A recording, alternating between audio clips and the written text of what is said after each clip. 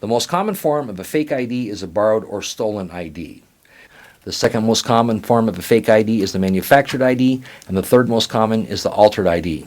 On your list of acceptable IDs, the passport could be easily one of the most easily forms of identification there are to alter. A passport is valid for 10 years. People change in 10 years. For example, a person gets a passport when they are 17 years old, now they are 22 years old. The person will have changed. Passports have changed. The old style had the lamination over the picture, and you can feel where the picture had been placed. This is the same passport that was put on a scanner, and the documentation was changed. Note it reads, "Any age I want to be." The new one has the picture scanned in and laminated with a hologram over the lamination. Here's an example of the U.S. passport card.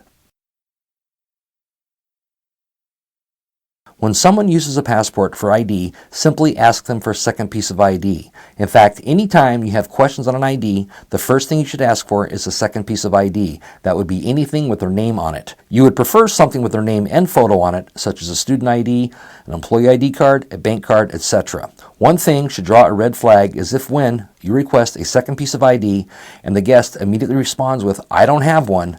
Most people have more than one thing in their wallet with their name on it. There should not be hesitation before they respond. Also, you can ask the passport holder if they are from a foreign country to speak some of the language. Now, let's discuss the military IDs. Anyone who is in the military is very proud of that fact, and they should be. There's a good chance that they will show you their military ID. There are a couple of different styles. This style of military ID comes in different colors. You'll see a lot of pink ones and tan ones, as well as a blue one and a gray one.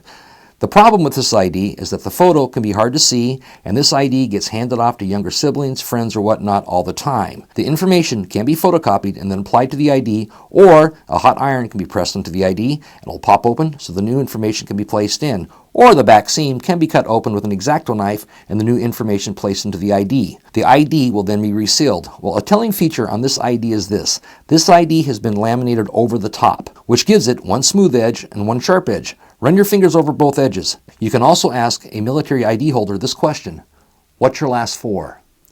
Everything and anything somebody does that is associated with the military is with the last four.